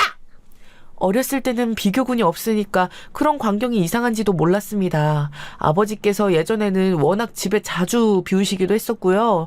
그런데 커가면서 다른 집들은 안 이렇다는 것을 알고 저희 부모님의 이런 모습이 썩 좋지 않다는 것을 느끼게 되었죠. 아버지께서 큰 목소리를 내시며 추레한 차림새를 흉보시자 엄마께서는 지겹고 지친다는 얼굴로 자리에서 일어나 옷을 갈아입으러 방에 들어가셨습니다. 저는 엄마와 유대감이 많이 생긴 뒤였기 때문에 아버지에 대해 묘한 반감이 생겨나기 시작했죠. 아버지 당신이나 실컷 꾸미고 다니실 것이지 왜 애꿎은 엄마께 그러시는 건지 이해도 안 됐고 너무 별로라고 느껴졌습니다. 제가 아버지에게 슬슬 불만을 품자 그런 저를 눈치채신 엄마께서는 조용히 눈빛으로 만류하셨습니다. 그건 마치 나도 포기하고 사니까 너도 그냥 가만히 있어라고 말씀해 주시는 듯 했어요. 공사다망하신 아버지께서 집에 정기적으로 붙어 계시기 시작했던 것은 제가 고등학교에 입학한 이후였는데요. 이때 오빠는 대학생이었습니다. 겉멋이 잔뜩 든 오빠는 아버지를 졸라서 승용차 한 대를 받아내자 세상에서 아버지를 가장 존경한다면서 그때부터 눈을 빛내기 시작했어요. 우리 아버지처럼 진짜 백의 상남자도 없지. 처자식 먹여 살리느라고 늘 바깥 일을 바쁘게 하면서 살아오셨잖아. 우리를 위해서 희생하며 살아오신 거야. 이런 아버지의 은혜도 모르고 엄마는 감사할 줄 모르시는 것 같아. 뭐랄까 사람이 너무 배은망덕하다고나 할까. 배은망덕이라니. 오빠, 엄마한테 그게 무슨 표현이야. 오빠는 어렸을 때부터 엄마하고 안 친했으니까 괜히 심술나서 그렇게 말하는 거지. 오빠가 아버지하고 둘이 왠지 비슷하잖아. 그래서 엄마가 오빠하고도 잘 안 맞았다는 거 나는 다 알고 있어. 초등학교 때도 오빠는 친구들하고 주먹 다짐하고 껄핏하며 사고를 쳤었지. 본인이 말썽쟁이였으면서 엄마 보고 배은망덕이라고 표현하는 게 너무 어이가 없다. 엄마보다 아빠가 낫지. 내가 학교에서 쌈박질하면 엄마는 골치 아프시다는 듯 한숨을 쉬면서 날 한심하게 쳐다보셨지만 아버지는 나한테 늘 사내 새끼가 미련하게 참는 것보다 낫다면서 칭찬해 주셨어. 두 분 중에 진짜 부모 자격이 있는 건 아버지 쪽이야. 나는 솔직히 엄마가 왜 결혼 자체를 하셨는지 이해가 안 갈 정도야. 넌 엄마한테 잘 보이고 친해지고 싶어서 옛날부터 꼬리를 엄청 흔들었으니 내 말에 동의를 쉽게 안 하겠지만 엄마보다는 하여간에 아버지가 훨씬 인간적으로든 뭐든 나으신 분인 것만은 너도 확실하게만 알아도. 오빠가 학교에서 자잘하게 사고를 칠 때마다 아버지는 혼내는 법이 없으셨던 걸로 기억합니다. 오히려 용돈을 매번 두둑하게 주셨던 것으로 알고 있네요. 그런 아버지를 오빠는 나이가 들수록 좋아했어요. 성인이 되고 나니까 돈에 허덕이는 주변 사람들이 눈에 들어오기 시작하면서 아버지에 대한 감사함이 마구마구 피어올랐다고 합니다. 저도 대체 무슨 사업을 어떻게 하시는 건지 알 길이 없었으나 저희 가족이 돈 걱정하는 법 없이 살아오게끔 해주신 아버지에게 항상 감사한 마음이긴 했어요. 화목한 가정은 아니어도 저희 가족이 너무 좋았던 건 걱정 없이 살 수 있어서였으니까요. 하지만 이상하게도 저는 오빠와는 다르게 성인이 되고 나니까 아버지하고 어색하고 안 친한 딸임을 넘어서서 왠지 가까워지기 어렵다는 느낌을 받게 됐던 것 같아요. 생각해보면 이상한 일이었죠. 저 어렸을 때 아버지는 비록 바쁘셔서 잘 보기 힘든 존재이시기는 했으나 저를 등한시하신 적도 없으셨고 필요한 거라면 이것저것 잘 챙겨주셨어요. 염증 어린 태도로 저를 대하셨던 분은 되려 엄마이셨건만 저는 제가 노력을 하고 애를 써가면서까지 엄마와 친해졌고 엄마가 계속 더 좋아졌어요. 사회 경험을 쌓기 위해 태어나 처음 아르바이트를 해서 돈을 모은 걸로 엄마를 더 챙겨드렸었죠. 제가 번 돈으로 둘이 함께 제주도 여행을 갔었어요. 이때 제가 22살이었네요. 제주도의 어느 가게 사장님께서 농담조로 두 분 혹시 자매 사이 아니시냐고 하셨는데 엄마께서 동안이신 것도 있지만 결혼을 일찍 하신 편이라서 저와 나이 차이가 크지 않은 것도 사실이었습니다. 제주도 여행지에서 엄마께서는 저에게 놀라운 이야기를 들려주셨죠. 미오빠 암만 생각해도 친탁을 한 것 같지? 당연하죠. 아버지하고 이상하게 느낌이 좀 비슷하잖아요. 저 그런데 엄마, 저랑 오빠도 이제 다 컸는데 속 시원히 말씀해 주실 때도 되지 않았어요? 아버지하고 왜 결혼하신 거고 왜 결혼 생활 이어오신 거예요? 어린 제 눈에 비쳤던 엄마의 모습은 행복해 보이지도 않았고 자식 키우는 보람을 느끼시는 것 같지도 않았어요. 결혼 전에 아버지를 많이 사랑하셨는데 결혼 후에는 후회를 하신 거예요? 지금까지 내가 계속 이런 문제를 똑바로 마주하기 싫어서 회피하며 지냈던 것 같아. 그래서 너랑 네 오빠에게 아무런 속내도 꺼내 보인 적이 없었지. 이제는 얘기해 줄게. 사실 네 오빠만 내 뱃속에 생기지만 않았어도 나는 결혼하지 않았을 거야. 네? 엄마 그럼 혼전 임신으로 결혼하셨던 거예요? 하지만 그건 제가 알고 있는 것과는 다른데요. 두 분이 결혼하시고 나서 이듬해 오빠가 태어났던 거잖아요. 아니, 그건 거짓말이었어. 네 오빠가 생겼기 때문에 결혼한 거고 너희들에게는 결혼식이 먼저였던 것처럼 말을 한 거야. 연애 기간은 고작 6개월이었고 어렸던 나는 뭐가 뭔지도 옳게 판단할 새도 없이 그렇게 휩쓸려 가듯 결혼까지 하고 말았었어. 임신까지 했는데 설마 결혼을 안 할 거냐면서 네 아버지가 나를 몇 번이고 윽박질렀는데 당시에 맞설 용기가 없었어. 게다가 우리 집, 그러니까 네 외갓집이 그때 형편이 어려웠기 때문에 돈 한 푼 안 들이고 나를 시집 보낼 수 있다니까 무척 좋아하셨었거든. 나에겐 탈출로가 없었던 거야. 그걸 듣고서 정말 믿을 수가 없었어요. 저는 아버지께서 오빠에게 하시던 말씀을 예전에 들은 바가 있었습니다. 그건 두 분이 연애를 하시다가 서로 너무 좋아서 비록 나이는 어린 편이었으나 결혼을 했고 신혼을 오래 즐기려고 했는데 오빠가 일찍 생겨버렸다는 내용이었어요. 분명 그렇게 들었건만 어머니께서 들려주신 진실에 무척 당황스러웠습니다.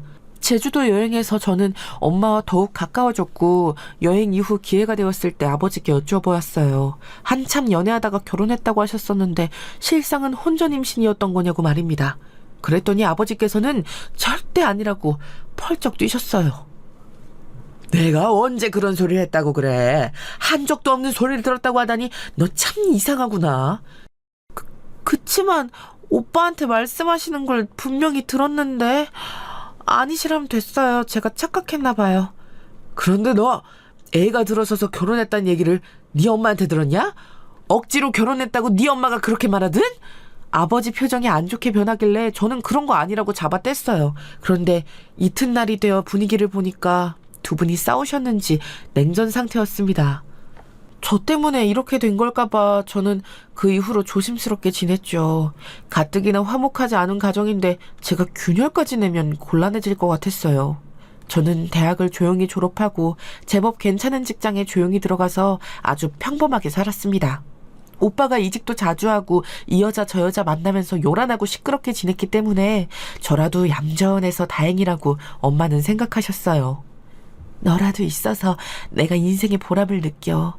나는 남편이라는 사람이 어디서 뭐라고 다니는지 의식적으로 일부러 신경 안 쓰고 살았었어. 안 그러면 머리가 터질 것 같고 가슴이 답답해 죽을 것 같았거든. 내 인생의 우울함을 걷어내준 건 누가 뭐라고 해도 바로 너야. 둘째가 생겼을 때 당시에는 솔직히 너무 막막하기만 했는데 지금 보니까 낳기를 잘했어. 다 키워놓고 보니까 너무 좋네. 저도 저한테 엄마가 있어서 너무 다행이라고 생각해요. 만약에 엄마가 안 계셨으면 저는 아마 진작 성인이 되자마자 집에는 연락 안 하고 사는 자식이 됐을지도 몰라요. 이상하게 아버지하고 오빠는 저희와는 결이 다른 것만 같았거든요. 엄마께서는 과거에 자포자기의 심정으로 우울함에만 취해서 저를 잘 돌보지 않았던 것을 후회한다고 하셨습니다. 용서해달라고 말씀도 하셨지만 저는 용서할 필요도 없다고 생각했어요. 제가 엄마의 인생을 발목 잡은 게 아니라는 것만으로도 사실 저는 행복했으니까요. 제가 직장에서 자리를 잡고 있을 때 오빠가 결혼을 했습니다. 저는 새언니에 대해 잘 몰랐어요. 그런데 하여간 꽤 잘 산다고는 들었습니다. 처음 봤을 때 새언니는 명품으로 머리부터 발끝까지 도배하고 나타났었어요. 심지어 귀걸이며 머리핀까지 명품 샤넬 로고가 박혀 있었죠. 시누이인 저에게 잘 보이고 싶다면서 결혼 직후에 자기 친정 집안 사람들이 대거 참석한 집안 모임에 저를 초대했습니다. 강원도 펜션에 놀러 간 것이었는데요. 그때 좀 느꼈어요. 새언니의 집안분들 말씀하시는 게 살짝 천박하더라고요. 술이 들어가고 나니까 너 나 할 거 없이 눈살 찌푸려지는 저급한 농담들을 하시더군요. 그런데 제 오빠가 그 사이에 섞여서 즐거워하는 모습에 심정이 복잡했습니다. 그래서 저는 초장에 결심했었죠. 새언니하고 가깝게 안 지내기로요. 나중에 알고 보니까 새언니네 집안은 예전에 중고차 사업을 크게 했었다가 적절할 때 손을 잘 털고 나와서 돈을 많이 만진 것이었더라고요. 엄마께서는 그런 배경이 별로 마음에 안 든다고 하셨지만 그걸 대놓고 표출하지는 않으셨고 아버지께서는 최고의 사돈 집안이라고 추켜 세우셨습니다. 돈 벌고 돈 쓸 줄 아는 거. 바로 이런 기본이 되어 있는 집구석이더라고. 며느리 한번 제대로 들였어. 그러니까 당신도 괜히 며느리 마음에 안 든다고 구박할 생각은 하지 마. 집안에 돈만 좀 있으면 됐지. 학벌 부족하고 직업 좀 부족한 게 뭐가 그렇게 큰 흠이야. 엄마께 큰 소리를 치셨던 아버지께서는 시간이 좀 지나자 후회를 하셨어요. 너무 지적 수준이 낮은 며느리를 들인 탓에 집안에 발전이 없다고 보셨죠. 아버지께서 골프 모임을 나가기 시작하셨는데 그곳에서 수준 높은 사위와 며느리들을 들인 분들의 자랑을 자주 들으신 모양이었습니다.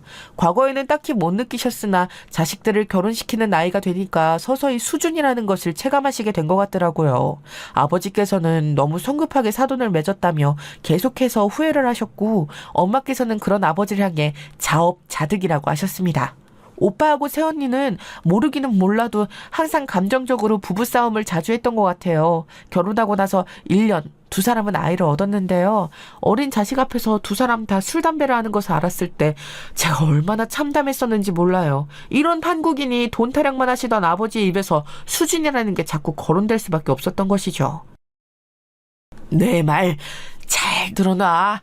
너는 될 수 있으면 남자 만날 때 직업을 보고 만나라. 생긴 건 네 비위를 상하게만 하지 않으면 그냥 용서해주고 만나. 그깟 생긴 게 뭐가 문제야. 집안, 배경, 능력 이런 걸 따져야지. 인제는 그냥 돈만 있으면 안 돼. 자기 능력이 있어야 돼. 네가 엘리트 사위를 얻어다 주면 좋겠구나. 진작 엘리트 사회에 끼어들 작정을 하고 그렇게 노선을 잡았어야 했는데 내가 너무 어리석었어. 너무 코앞만 보고 달려왔어. 돈만 만질 게 아니라 엘리트 계층의 사다리를 타고 올라갈 생각을 했어야 했는데 아휴, 이제 믿을 건 너뿐이다. 네가 엘리트 집안을 사돈으로 물어오면 단숨에 우리도 수준이 올라가는 거야. 아버지께서는 저에게 신신당부를 하셨어요. 별 볼 일 없는 놈을 데려왔다가는 사위로 절대 안 맞아주시겠다는 것처럼 들려서 기분이 나빴죠. 엄마께서는 그냥 제가 사랑하는 사람이면 배경 보지 말고 결혼해도 된다고 하셨습니다. 진짜 하고 싶어서 하는 결혼이어야 행복하게 살 수 있다고 저에게 말씀해 주셨어요. 저는 엄마의 그 말씀에서 가슴 아픈 진심이 엿보이는 것에 반드시 마음이 따르는 사람과 결혼해야겠다. 그렇게 다짐했었죠. 그런데 하늘의 농간 같은 일이 벌어졌어요. 제가 사귀게 된 남자친구가 아버지께서 강조하신 소위 엘리트 집안의 사람이었던 거예요. 저는 맹세코 이 사실을 모르는 채로 남자친구를 만나고 사귀었던 거예요.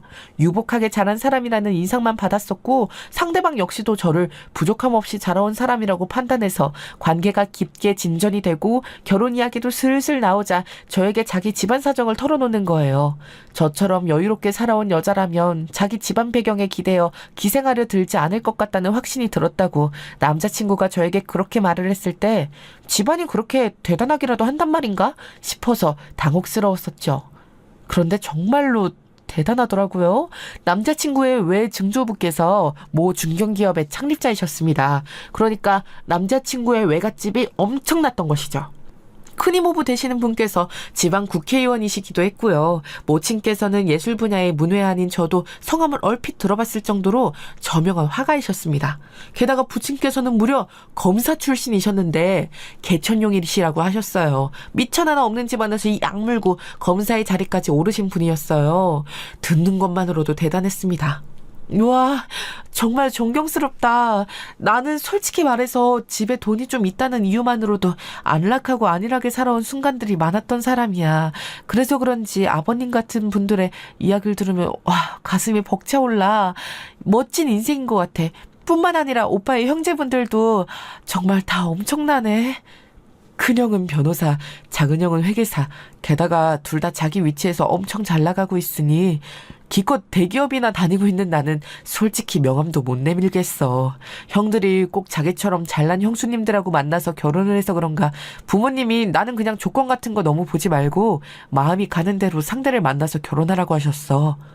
오빠도 상황은 좀 다르지만 나도 우리 엄마한테서 그런 말씀 들었어. 조건 재지 말고 진짜 사랑하는 사람과 결혼하라고 하셨거든.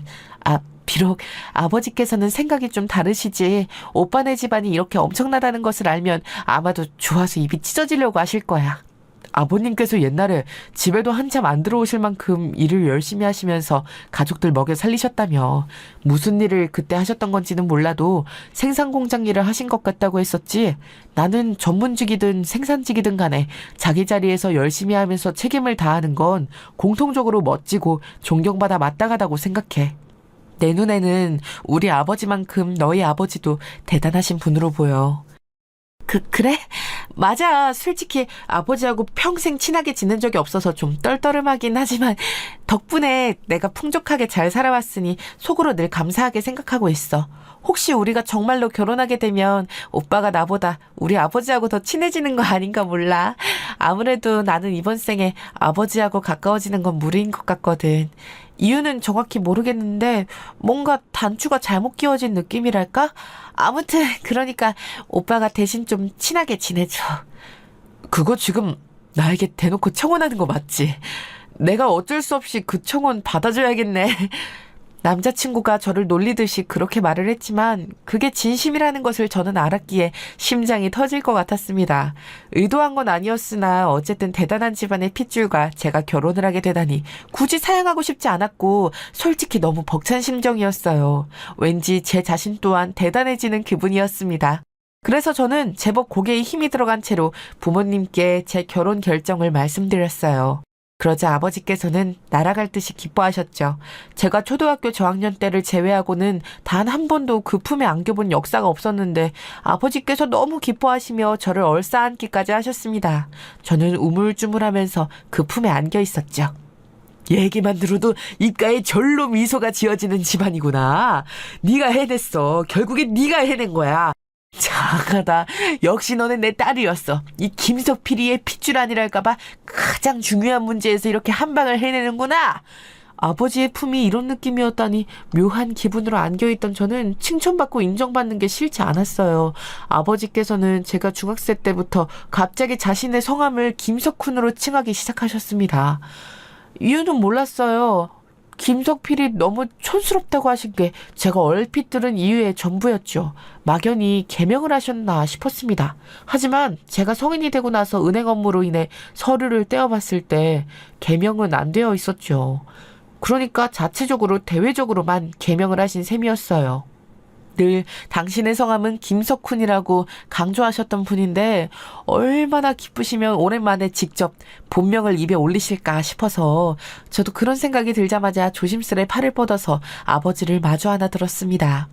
거의 처음으로 아버지와 포옹을 해본 셈이나 다름없었죠. 제 결혼으로 인해 저희 가족의 유일한 단점이자 결점이었던 화합이 이루어지는 건가 이런 생각이 들었습니다. 왠지 예감이 좋더라고요. 제가 엘리트 집안의 남자와 결혼하게 됐다고 하자 오빠는 크게 질투했어요. 그 집안에서 정말 저를 받아준 게 맞냐면서 이건 말도 안 되는 일이라고 했었죠. 오빠랑 새언니가 아이가 있음에도 각자 맞바람을 피우는 바람에 거의 별거 상태였으므로 저는 제 결혼의 중요성을 더욱 크게 절감했습니다. 제가 행복한 결혼 생활을 하며 잘 사는 모습 엄마께 보여드리고 싶었고 저로 인해 대리만족이라도 하시기를 남몰래 소원했네요. 상견례 자리는 무척 간단하게 이루어졌어요. 사실 상견례 전부터 이모저모가 있었기 때문인데요. 남자친구의 부친, 즉 제 예비 시아버지의 절친하신 고향 친구분께서 뇌출혈로 쓰러지신 일이 있었어요. 40년직이라고 하셨습니다. 그 소식에 아버지께서는 상견례를 미루는 게 낫겠다고 먼저 의견을 내주셨죠. 바깥 사돈 되실 분이 보통 내기에 개천용이 아니셨던 양반이라고 하는데 그런 양반의 40년직이 분명 역시나 한가닥 하시는 인물일 테지. 그런 분들한테 잘 보여서 나쁠 것 하나도 없어. 이런 것에서부터 일단 점수를 따두어야 돼. 배려심 넘치게 우리 쪽에서 먼저 상견례는 미루어도 상관없다고 이야기를 꺼내는 거야. 그러면 우리를 좋게 봐주겠지. 아버지의 계산적인 의도는 당연히 쏙 빼놓은 채 남자친구에게 의견을 전달했었네요. 결과적으로 원래 예정되어 있던 때의 상견례는 변동 없이 진행이 됐습니다만 저희가 그런 의견을 냈었다는 걸 예비 시댁 측에서는 무척 좋게 봐주셨어요. 마음 써줘서 고맙다는 뜻을 전해오셨지요. 자리에는 부모님과 저 그리고 예비 시부모님과 남자친구 이렇게 6만 조촐하게 모였습니다. 다음에 다시 큰 자리 만들자고 얘기가 된 참이었으니까요. 그날은 조촐하게 할 수밖에 없었던 것이 예비 시아버지의 안색이 어딘가 수척해 보이고 어두워 보였습니다. 표정 관리를 하려고 애쓰시는 듯 했으나 수심이 깊어 보이셨죠. 말주변 좋으신 아버지께서 이런저런 대화를 먼저 시작하셨고 덕분에 자리에 침묵이 도는 불상사는 일어나지 않았습니다. 너스레 잘 떠시는 아버지의 면모가 난생 처음으로 반갑더라고요. 아버지 덕분에 자리의 분위기가 유연하게 흘러가자 예비 시아버지께서도 수심을 조금 걷어내셨어요. 아버지께서 편찮으신 친구분의 안부를 묻자 슬쩍 웃으면서 대답하셨고요. 다음 사람이었으면 이렇게 마음도 쓰지 않았을 것을. 그 친구는 한때 제가 세상에서 가장 잘난 줄 알고 우쭐하고 다녔을 때 유일하게 저에게 입 바른 소리 해준 친구입니다. 당시에는 서운했고 기분 나빴는데 시간이 지나고 나니까는 그 친구만큼 진정한 우정을 쌓은 상대가 없더라고요. 나이가 들수록 인간관계라는 것이 너무나도 소중해집니다. 아무튼 저는 이렇게 두 아이가 만나서 결혼하게 된 것도 대단한 인연이라고 봅니다. 두 사람이 인생의 새 출발을 잘 해냈으면 좋겠네요. 그럼요. 지당하신 말씀입니다. 저는 살면서 서로가 서로를 증오하고 배신하고 뒤통수 치고 이러는 것들 무척 많이 봤습니다. 이런 세상인데 자식이 좋게 사람을 만나서 좋은 결실을 맺는 것만큼 보람된 일이 없죠. 결혼이라는 것은 이 삭막한 사회에서 평생 믿고 갈 자기 편을 만드는 일이니까요. 열심히 맞장구 치시는 아버지의 모습에 저는 속으로 응원을 날렸었습니다. 아버지께서는 예비시댁의 엄청난 배경에 대해서도 적당히 칭송을 하시며 축혀 세우셨죠. 완급 조절이 타고나신 아버지의 언변에 예비 시부모님들께서도 연신 얼굴에 웃음기를 머금고 계셨어요. 어느새 예비 시아버지께서는 검사 시절에 있었던 이야기도 꺼내신 바였죠. 권력이 최우선인 조직에서 자기가 앞으로 나아가기 위해 동료를 팔아먹고 이기적으로 구는 사람들도 꽤 많았습니다. 무엇보다 사건들을 접하면서 이 세상에 믿을 만한 사람을 둔다는 게 쉽지 않다는 생각을 하게 되었죠. 사람이 사람을 해야 하는 게 얼마나 끊이질 않던지 그런 인간 말종을 변호하는 변호사들을 보면 피가 거꾸로 쏟기도 했지만 한편으로는 직업적 소명, 사명감이라는 게 얼마나 대단한 건지도 체감했습니다. 이야, 소회마저 멋지십니다. 검사 생활 하시는 동안 별별 사건들을 다 보셨겠습니다. 예, 물론이죠. 그리고 거의 모든 사건들이 머릿속에서 고스란히 기억이 납니다. 잊어보려고 한 적도 없지만 쉬 잊혀지지가 않더라고요. 그런데 지금 이런 말이 나와서 드리는 말씀인데 혹시 바깥분과 제가 초면이 아닌 것 같지 않습니까? 인자한 표정으로 말씀하셨던 예비 시아버지께서 갑자기 눈빛을 날카롭게 빛내시더니 그렇게 물어오셨어요. 제가 옆을 쳐다보자 엄마께서는 시종일관 짓고 계시던 차분한 표정에 당혹감을 더하신 상태였고 반면 아버지께서는 환하게 미소를 짓고 계셨습니다. 제가 그런 소리를 엄청나게 듣습니다. 스스로는 흔한 인상이라고 생각하지 않는데 이상하게 어디서 많이 본 것 같으시다라는 말을 자주 들어서 항상 민망해지네요. 누구는 저를 개그맨 누구 닮았다 그러고 누구는 저를 아나운서 닮았다 그러고 또 누구는 자기 옆집 살던 사람과 저를 닮았다고 하고 참 제가 희한하게 지금까지 살면서 초면 아닌 것 같다는 소리를 많이 들어왔습니다. 아버지께서는 아주 유쾌하게 받아치셨어요. 저는 그런 소리를 듣고 사시는 아버지를 한 번도 목격한 적이 없었지만 친한 부녀 사이가 아니었기에 그러려니 하면서 넘겼습니다. 화제를 전환하는 것도 아버지께서는 수준급이셨죠. 예비 시아버지를 향해 친구분의 쾌차를 빈다면서 자기 지인도 뇌출혈로 갑자기 쓰러졌었고 아침 새벽이라 발견도 늦었지만 심했던 후유증이 다 극복되어서 지금은 일상으로 돌아왔다며 희망을 가지라고 덕담을 건네셨어요. 저는 살면서 아버지께 그런 지인이 존재한다는 걸 희미하게나마 느껴본 일이 없었습니다. 그러나 동조를 할 때인 것 같아서 열심히 고개를 끄덕이며 추임새를 넣었네요. 조촐하게 열렸던 상견례는 그날 어영부영 마무리가 되었어요. 나름 잘 마친 것 같다고 저희 가족끼리는 자축을 했었습니다. 없던 화합력이 생겨서 자축을 한 건 아니었고요. 그냥 소소하게 우리 이제 경사 났다면서 감상을 나눈 정도였네요. 아버지께서는 엘리트 집안과 사돈을 맺는다며 무척 고무되어 계셨고 엄마께서는 제가 원하는 사람과 결혼을 하게 되어 다행이라고만 말씀을 해주셨어요. 여기까지는 모든 일이 순탄해 보였습니다. 바로 며칠 뒤 제 인생에서 가장 큰 충격을 받을 줄도 모르고 그렇게 안심을 하고 있었네요. 조촐했던 상견례로부터 며칠이 지났을 때 저는 예비시댁에 식사 초대를 받았어요. 그때는 너무 경황이 없어서 면목이 없었다며 예비 시아버지께서 먼저 저를 초대해 주시고자 하셨다고 합니다. 남자친구가 말하기를 원래는 저희 부모님까지 다 같이 한 번 더 만나는 자리를 예비 시아버지께서 원하셨는데 그건 다음으로 미루는 게 나을 것 같아서 결국 저만 보기로 했다는 거예요. 저는 초대를 받고 당연히 응했지요. 시간대도 부담스럽지 않은 주말 점심 식사여서 정말 가벼운 마음으로 갔습니다. 연예인들과 정치인들이 다수 입주해 있는 강남의 고급 빌라였어요. 설레고 들뜬 마음을 안고 들어서자 예비 시댁 식구들이 반갑게 저를 맞아주었습니다. 식사는 30분 후라고 했고 저는 남자친구와 함께 집의 인테리어 소품들을 둘러보면서 이런저런 대화를 나눴어요. 그런데 그때 예비 시아버지께서 저를 부르셨습니다. 원래 집은 거실이 가장 멋진 법이라고 하시면서 저에게 거실 소파를 권하셨죠. 저는 왠지 영문도 모르고 홀린 듯이 거실 소파에 앉아서 예비 시아버지를 비스듬히 마주 보았어요. 남자친구도 제 옆에 앉은 참이었죠.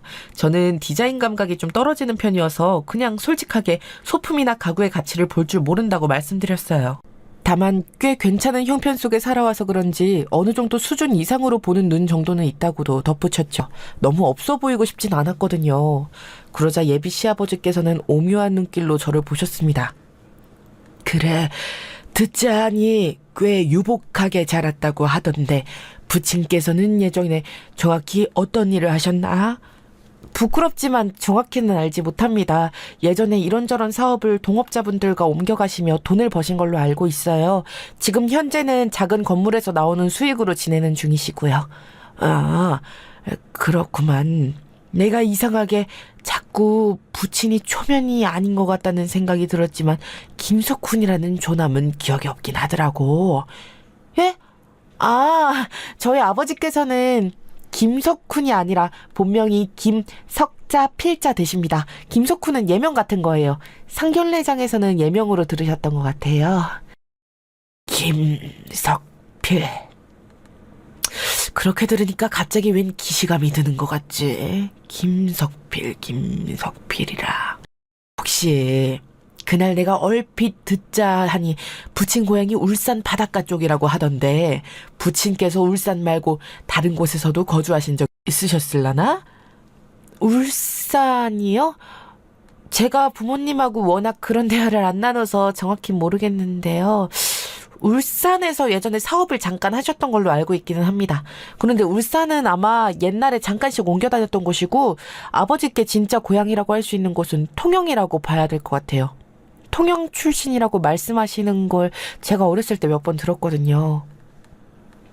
저는 그때 마치 뭔가에 씌인 것처럼 멍하게 기억을 더듬으며 대답했습니다. 지금 생각해보면 예비 시아버지께서는 약간 웃는 표정을 하고 계셔도 눈빛만은 형형하게 빛나고 계셨고 왠지 모를 카리스마가 느껴졌기에 저도 모르게 취조를 당하듯이 솔직하게 기억을 끄집어냈던 것 같아요. 대답을 마친 후에 저는 그런데 이런 거 왜 자꾸 물어보시냐고 질문을 드리려고 했어요. 하지만 그 이전에 예비 시아버지의 거센 손길이 제 왼쪽 뺨을 치고 말았습니다. 거실에 크게 짝 소리가 울려 퍼졌고 저는 돌아간 고개 그대로 넋이 나가서 있었어요. 옆에서 남자친구가 경악을 했죠. 갑자기 이게 뭐 하는 짓이에요? 사람을 왜 때리시냐고요? 모르는 소리 마라. 그 무고한 사람들을 등쳐먹고 눈에서 피눈물 나게 만들고 심지어는 사기를 당해서 그 좌절감으로 목숨까지 끊은 희생자만 둘 나왔었는데 그런 악질 범죄자의 핏줄이라니. 예? 악질 범죄자라니 누가요? 설마 제 예비 장인어른 말씀이세요? 장인어른 같은 소리 입에 올리지 마. 20년 전 내가 검사 시절에 그 악질을 봤었던 걸 똑똑하게 기억한다. 어리숙하게 보리는 사람들에게 접근해서 각종 사기로 돈 빼먹고 일부러 그랬단 증거가 있냐면서 뻔뻔하게 굴었던 그 천생 사기꾼. 미혼이라고 속이며 다녔으나 알고 보니 처자식이 있었더랬지. 서류를 확인했을 때 어린 딸까지 있는 걸 보고서 혀를 끌끌 찼었는데 그 딸이 바로 지금 내 눈앞에 이렇게 나타날 줄이야. 믿어지지가 않았습니다. 비록 애틋한 정을 쌓지 못했더라도 아버지는 어쨌거나 제 아버지이셨죠. 그런데 그분이 범죄자였다니요. 저는 평생 이런 상황이 올 거라고는 상상조차 못 해봤었기에 현실을 받아들일 수가 없어서 맞은 뺨을 손으로 문지르며 고개를 자꾸만 저었습니다. 아닐 거라고, 뭔가 착오가 있는 것이라고 그렇게 여기면서 말이에요. 하지만 남자친구는 어느새 표정이 싸하게 식은 채였고 예비 시아버지께서는 확신에 찬 얼굴로 저를 보며 말씀을 이으셨습니다. 뿐이셨습니다. 남들 눈에서 피눈물 나게 만들고도 자기 자신은 유유자적하게 살아가는 걸 보면서 반성 따위, 죄책감 따위 전혀 없이 목숨을 끊은 희생자가 나왔음에도 낄낄 웃기나 하던 그 모습을 보면서 난 이 세상에 인과응보는 없다는 생각을 처음으로 하게 됐었고, 내 선배가 그 사기꾼 놈을 감옥에 보냈을 때도 고작 그 짧은 형을 살다가 나오는 것으로 죄값을 다 치렀다고 해주는 이 나라 법이 원망스러웠었다. 이건 말도 안 돼요. 그럴 리가 없어요. 아버지가 범죄자였다니, 감옥에 가셨었다니. 저는 그런 거 들은 적 없습니다. 알지도 못해요. 모른다고 해서 아무 잘못도 없는 게 되나? 그동안 살면서 호의호식했겠지? 그 사기꾼 놈, 고작 2년을 감옥에 살다가 나오는 것으로 거액을 사기쳐온 대가를 치른 것이었으니 분명히 빼돌린 돈이 많았을 거야. 그 돈으로 네 집안이 늘 하는 일 없이도 부족하지 않게 살아왔던 것일 테고, 피해자들의 눈물 젖은 돈으로 그간 편하게 사니까 행복하던? 잘 살아지던? 그랬겠지. 그러니까 내 아들하고 결혼할 조건까지 만들어 올 수 있었겠지. 저는 계속해서 아니라고 고개를 저었지만 사실은 이미 그 순간에 제 머릿속에서 어떤 가능성의 불이 켜진 상태였습니다. 제가 어렸을 때 유독 두문불출하셨던 아버지, 만약 그때 사기 행각을 벌이고 다니신 거라면 아버지를 볼 수 없었던 게 설명이 됐습니다. 또한 저는 초등학교를 졸업하기 전에 2년이나 아버지를 한 번도 만난 적이 없던 시기가 있었습니다. 그런데 예비 시아버지님의 말씀대로라면 그 기간 동안 감옥에 가 계셨기 때문에 제가 아버지를 볼 수 없었던 거였죠. 저는 무의식적으로 아버지를 보며 나는 다른 사람이라고 느꼈고 언제나 거리감이 있다고 생각을 했었습니다. 본능적인 거부감도 미묘하게 있었죠.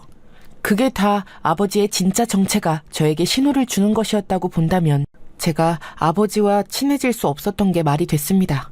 뿐만 아니라 엄마께서 왜 아버지에게 신뢰가 없으셨는지, 결혼 생활에 깊은 회의감을 보이시며 무기력하게 살고 계셨는지, 이런 것들도 만약 제 아버지가 범죄자라고 한다면 단번에 설명이 되었어요. 범죄를 저지르고 다닐 만큼 성정이 비열하고 포악하신 분이었기 때문에 그런 분에게 맞서기 어려워서 엄마께서도 예전에 숙이고 사셨던 것일 테고요. 그런 아버지를 닮아서 오빠가 자잘한 사고를 치며 충동적인 사람인 것 같다는 생각까지 이르자 어느새 제 눈에는 눈물이 가득 고여 있었어요. 그때 예비 시어머니를 비롯한 식구들이 거실로 다가오면서 어리둥절해 있었습니다. 대체 이게 무슨 소란인가 싶은 얼굴들로요. 저는 도저히 이곳에 더 있을 수 없다는 생각이 들어서 몸을 일으키자마자 꾸벅 인사를 했습니다. 울음이 왈칵 나올 것 같아서 도저히 말을 할 수는 없었어요. 남자친구의 착잡한 표정을 본 걸 마지막으로 저는 예비 시댁을 도망치듯 빠져나왔습니다. 현관으로 달려가던 제 등 뒤에 대고 예비 시아버지께서 큰 소리로 한숨을 내쉬셨던 소리가 자꾸만 생각이 나서 집으로 가는 동안에도 가슴이 막 울렁거렸어요. 주말이라고 오랜만에 집에 찾아온 오빠까지 식구들이 다 집에 있었습니다. 아버지와 오빠는 부엌 식탁에서 점심밥을 먹고 있던 중이었고 엄마께서는 거실 소파에 앉아 계셨다가 제가 들어오자 놀란 얼굴로 일어나셨어요. 왜 벌써 와? 무슨 일이라도 있었어? 그리고 너 얼굴은 왜 이래? 엄마, 혹시 아버지한테 전과 있어요? 감옥에 계시느라 저 초등학교 때 한참 집에도 안 들어오셨던 거예요? 뭐라고? 너 갑자기 그런 소린 왜 해? 네가 그걸 어떻게 알고? 엄마께서는 깜짝 놀라며 뒷말을 뱉으셨다가 손으로 얼른 입을 막으셨습니다. 그걸 보자 헛웃음이 나왔죠. 역시나 알고 계셨던 거였어요. 대화를 들은 오빠가 밥 먹다 말고서 멍한 표정으로 자리에서 일어났습니다. 설명을 요구하는 눈빛으로 저를 보고 있었어요. 아버지께서는 표정이 딱딱하게 굳어 계셨고요. 그래서 저는 예비 시댁에서 제가 어떤 이야기를 들었는지 그대로 다 말을 전하였습니다. 어머니께서는 거실 바닥에 털썩 주저앉으셨고 오빠는 배신감에 가득 찬 얼굴이 되어서는 먹던 밥을 그대로 두고 자기 휴대폰을 챙겨서 집을 나가버렸어요. 그리고 아버지께서는 씁쓸하게 웃고 계셨죠. 젠장할, 이런 곳에서 발목이 잡히네. 검사 출신이라고 해서 마냥 좋아할 게 아니었어. 아버지, 지금 그런 말씀을 하실 때가 아니잖아요. 제가 정말로 피해자들이 사기당한 돈으로 지금까지 먹고 산 게 맞아요? 어떻게 그러실 수가 있어요? 왜 자식까지 범죄에 끌어들여 살게 하셨냐고요? 길바닥에서 굶어 죽는 것보단 나았잖아. 내가 아니었으면 네 엄마, 네 오빠 너 모두 지금까지 걱정 없이 살 수 있었을 것 같아? 기껏 배불리 먹으며 키워줬더니 왜 이렇게 적반하장이야? 에휴, 대한민국 엘리트 집안이 거기밖에 없는 줄 알아? 다른 집안 찾아서 사돈 맺으면 돼. 너도 얼른 정신 차리고 얼른 새 남자나 만나. 그때 깨달았죠. 아버지라는 사람은 근본부터 썩어 있다는 걸요. 갱생이라는 게 불가능해 보였습니다. 저는 얼른 간단히 짐을 챙겨서 나왔어요. 그러자 엄마께서 저를 따라 나오셨고 집 앞 길바닥에서 제 바짓가랑이를 잡고 우셨습니다. 알지만 몰랐고 몰랐지만 알았어. 눈치를 챘었지만 일부러 외면하면서 살았어. 나는 이미 원치 않은 결혼을 해서 우울하게 살고 있으니 내가 받을 벌은 없다고 생각하면서 그렇게 모든 것에 눈을 감고 귀를 닫으며 살고자 했었어.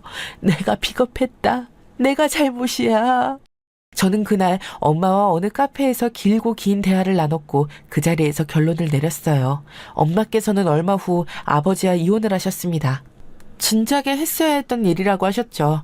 아버지께서는 매달리는 건 자존심 상하는 일이라고 하시며 이혼을 해주셨습니다. 오빠는 생각을 정리하고 나더니 그래도 아버진 우리 아버지라고 하면서 자기는 절대 저버릴 수 없다고 했어요. 그럴 것 같더라고요. 저는 결국 남자친구와는 헤어졌어요. 서로가 여전히 좋았기에 고민이 많았지만 그런 상황에서 절대 결혼은 어렵겠더라고요. 만약에 결혼을 억지로 한다고 해도 서로가 자불안석일 테니 시작을 안 하는 게 가장 현명할 것 같았습니다. 그로부터 1년이 훌쩍 지나고 나서야 저와 엄마는 평안한 웃음을 지으며 살 수 있게 되었어요. 틈이 날 때마다 지역봉사 활동도 하면서 그렇게 지내고 있죠. 아버지께서는 건강이 점차 안 좋아지신 모양이었어요. 저희 모녀를 그리워하면서 자꾸만 찾으시던데 받아줄 생각 따위는 없네요.